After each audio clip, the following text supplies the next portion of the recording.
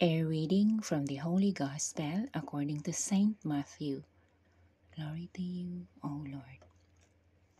This story throws light on the kingdom of heaven. A landowner went out early in the morning to hire workers for his vineyard.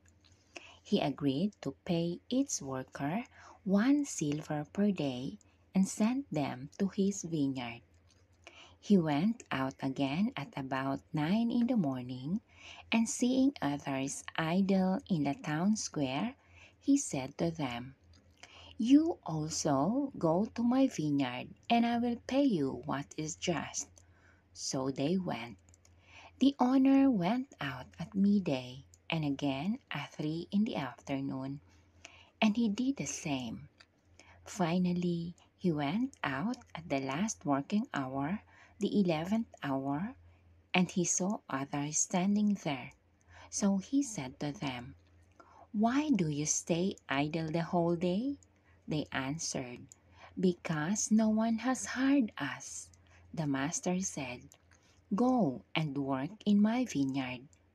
When evening came, the owner of the vineyard said to his manager, "Call the workers and pay them their wages, beginning with the last and ending with the first."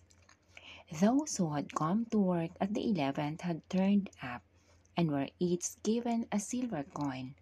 When it was the turn of the first, they thought they would receive more, but they too each received a silver coin.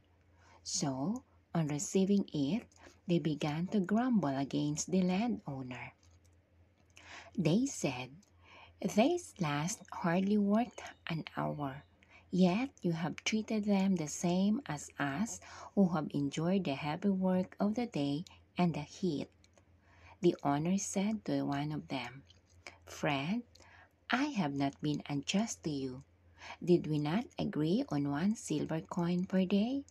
So take what is yours and go. I want to give to the last the same as I give to you. Don't I have the right to do as I please with what is mine? Why are you envious when I am kind?